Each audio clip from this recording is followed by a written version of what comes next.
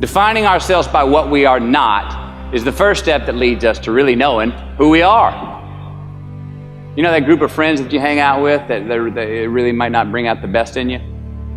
You know, they gossip too much, or they're kind of shady. They really aren't going to be there for you in a pinch. Or that computer screen, right? That computer screen that keeps giving us an excuse not to get out of the house and engage with the world and get some real human interaction. Or how about that food that we keep eating, the stuff that tastes so good going down, it makes us feel like crap the next week, when we feel lethargic and we keep putting on weight? Well, those people, those places, those things, stop giving them your time and energy. Just don't go there. I mean, put them down. And when you do this, when you do put them down, when you quit going there, and you quit giving them your time, you inadvertently find yourself spending more time and in more places that are healthy for you, that bring you more joy. Why? Because you just eliminated the who's, the where's, the what's, and the when's that were keeping you from your identity. 99% of people are not willing to do what it takes to make their dreams come true. The center of bringing any dream into fruition is self-discipline. You know, something as simple as food and eating is not about your body as much as it is about your mind. It's getting command of your mind to be able to choose actions that are in your own best interest. And I think the word discipline has kind of gotten a bad name. We think about it in terms of punishment. I'm not talking about discipline in that way. I'm talking about discipline in the sense that you forego immediate pleasure for the exchange of long-term self-respect. You cannot win the war against the world if you can't win the war against your own mind. Because motive matters, right? And what drives us. I always tell people that there's a success formula. I subscribe to it. I call it H cubed, that it goes from your head to your heart to your hands. Affirm things in your head, but if you're not acting with your hands, there's something that's missing, right? There's an incongruency there. And what I tell people is, like, you know, check in with the second H, which is your heart, which is the symbol of like emotion, the energy of motion. And so I feel like that's the fuel that fuels the car, that gets you to take action for something. And I do believe what got me through it is figuring out what my why was.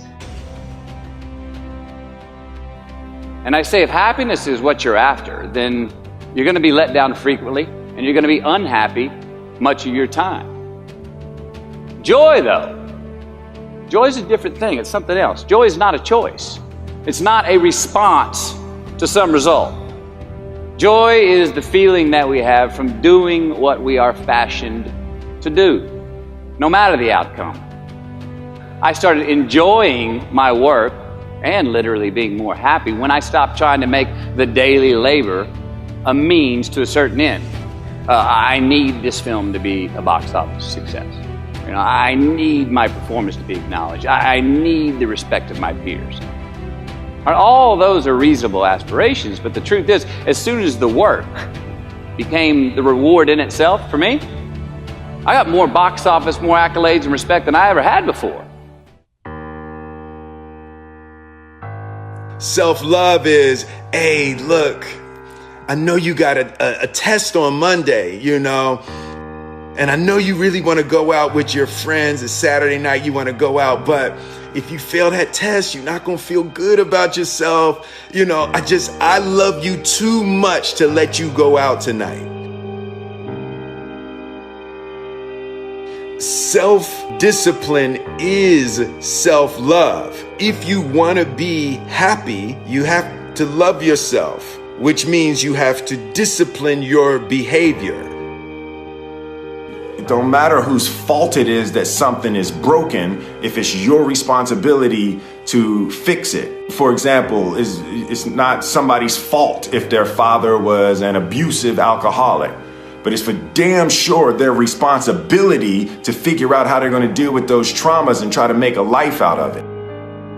It's not your fault if your partner cheated and ruined your marriage, but it is for damn sure your responsibility to figure out how to take that pain and how to overcome that and build a happy life for yourself.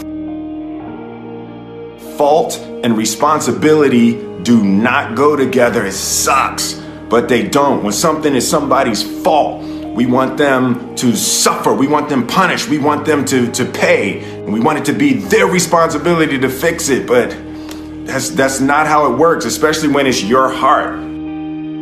Your heart, your life, your happiness is your responsibility and your responsibility alone. The sooner that we become less impressed with our life, with our accomplishments, with our career, with whatever that prospect is in front of us, the sooner we become less impressed and more involved with that and these things, the sooner we get a whole lot better at doing them. Life's not easy. Don't try to make it that way. Life's not fair. It never was. It isn't now, and it won't ever be. Do not fall into the trap, the entitlement trap, of feeling like you're a victim. You are not. Get over it and get on with it. And yes, most things are more rewarding when you break a sweat to get them.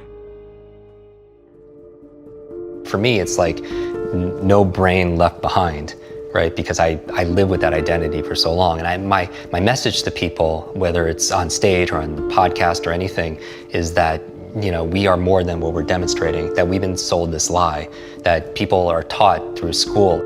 Like when I do these demos and I on stage memorize 100 names and words and numbers forwards and backwards, and it appears effortlessly, I always tell people I don't do this to impress you. I do this to express to you what's really possible, because the truth is everyone can do this too, and so much more. We were taught a lie that somehow our intelligence, our potential, our learning, our memory somehow is fixed, our creativity is fixed, our thinking is fixed, like our shoe size.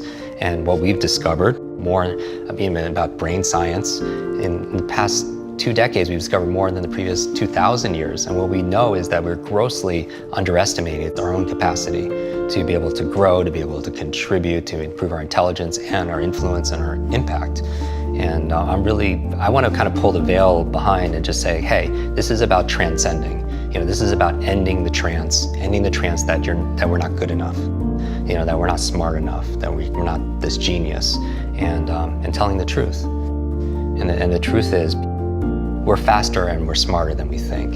And not just to be able to memorize things, but be able to really solve significant challenges. And maybe that these challenges that we're going through are the lessons that we need to learn the most. All of us go through struggles, right? In our health, our relationship, whatever it is, but through struggles come strengths. And people don't talk about this as much. And, you know, I probably have a post-traumatic, you know, stress from it, going through brain injury after brain injury. There's also post-traumatic growth, which you know, like as widely talked about, but there's some people that go through immense amount of trauma and difficulty and challenge, but they come out of it actually more empowered. They say to themselves that because of going through this, I found a new strength, I found my superpowers, I found a new meaning in my life, I found a new level of commitment, I found a strength, a mission, if you will. And a lot of them attest that they wouldn't trade that experience, no matter how painful it was at the time, for anything. I realized what was stopping me was my own fear. It wasn't anything with my educational aspect. It was me thinking I couldn't do well in mathematics. And when I learned to remove that fear and think, I'm gonna do this no matter what's gonna happen. I may fail it, I may not fail it. I'm gonna do well at this, and I'm gonna just see where it goes. I'm gonna put my all into it. We'll find out. I'm motivated by fear. I hate being scared to do something. And I think what developed in my early days was the attitude that I started attacking things that I was scared of.